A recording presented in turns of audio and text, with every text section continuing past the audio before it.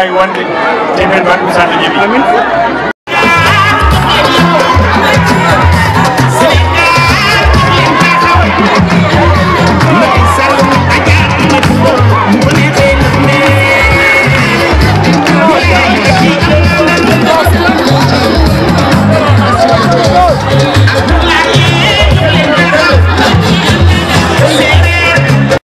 teral ko ndax yàlla moo teral doomu aadama Youssou Ndour teral na ma li mu la dénk ñëpp déggal la ci dénk bi seetaanoo kenn saa su nekk nelawuloo lu yëngu ñu ne wool monsieur le maire lu taxaw lu samp nga xool yàlla di la womat ngay dox suñu borom di la boole ak ay nit ngay dox suñu borom boole la ak ay kilifa yu ànd ak Macky Sall ngay dox adduna di dem ba suñu sañoon ñun bu ñu neexee million o yuma taw at yuma taram safru ma taw baga bëgg bu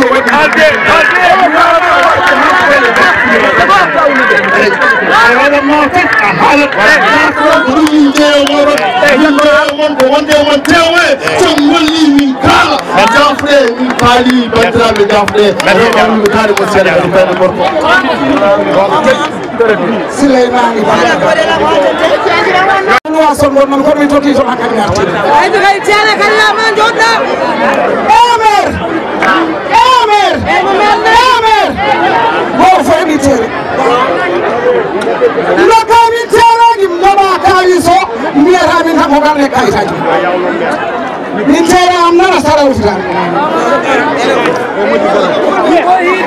ma sira mari barka da hani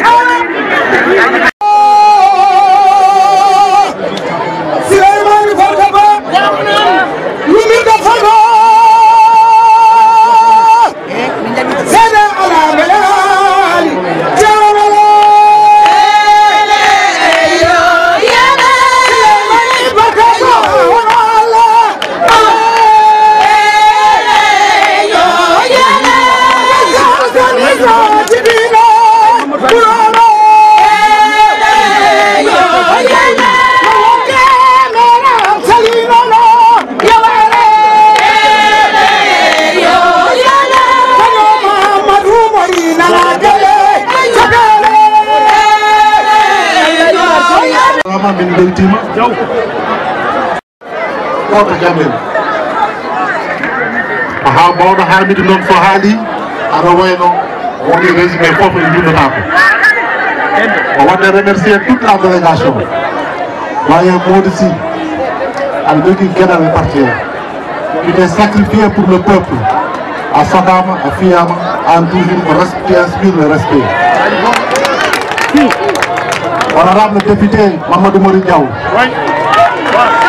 je te dis merci à nous si le comité électoral monta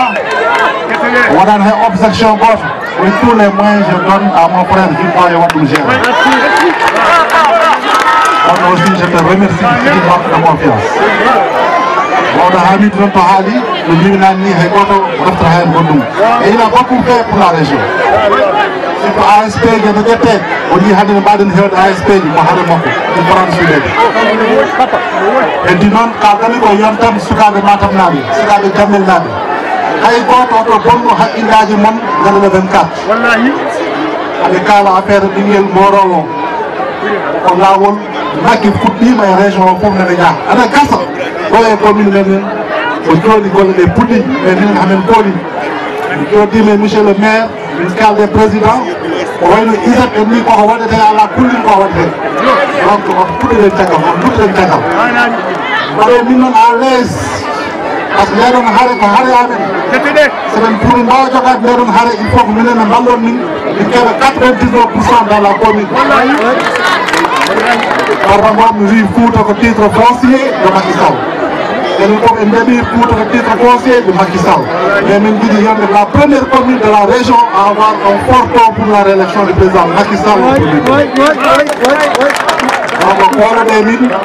goppen nden haare wone haare amen hay goto ɗo boom haqqillaji moon ISAP ma waɗe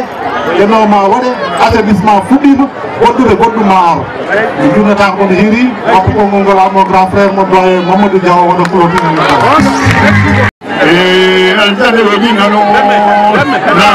bandiraɓe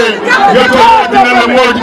yetto andi ganduɗa Souleymane Barka Ba e wonde Mamadou Benno woni weltude feewi ɗo henna e Diamel mbiɗa waɗa remercier tous les responsables politiques de la commune de Matam. Allah omo wawi wadde hunde yimɓe calo min ko Allah waɗimi coordonnateur de la commune de Matam, ko Allah waɗimi mandataire de la commune de Matam, kono soɓe belama ɓe mbiya ɓe gala hen kamɓe fof eɓe vraiment eɓe tinni kamɓe fof eɓe jaadi hen. mbiɗa waɗa remercier kala responsable politique gonnoɗo e commune de Matam, particulièrement monsieur Souleymane Barka Ba, particulièrement monsieur El Hadji Modou Sy, particulièrement monsieur Dikel Ndiabane, particulièrement monsieur Hamidou Mo et tous les responsables politiques matamnaɓe ko wayno Hamidou Ba en ko wayno Mamadou Ali en somi limimi juuman so wona no hiiri kala responsable gonɗo ɗo ene mami haalinde moɗon. Gandon noon wallude président de la république Macky Sall hande e oɗo saaha ko wallude hoore muɗum. On dit depuis l'indépendance 1960 jusqu'à nos jours liggéey mo waɗi ɗo henno so yimɓeɓe kalde ni Allah ala fof président de la république baɗɗo ko waɗi ɗo henno ko. ɗum noon so neɗɗo wotani Macky Sall wotani ko Sénégal wotani ko ɓamtare Sénégal wotande ko hoore muɗum gati so Sénégal ɓamtima enen fof en ɓamtima.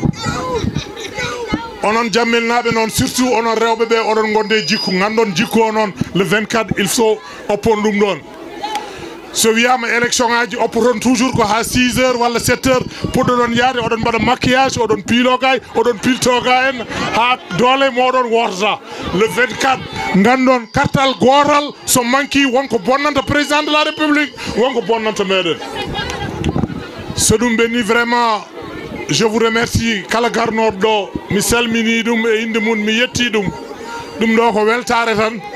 so ɗum ɓenni la jeunesse Diamel inchallah la jeunesse Diamel le lundi à 17 heures minen les responsables de la commune de Matam mamin garɗo min badday mabɓe réunion.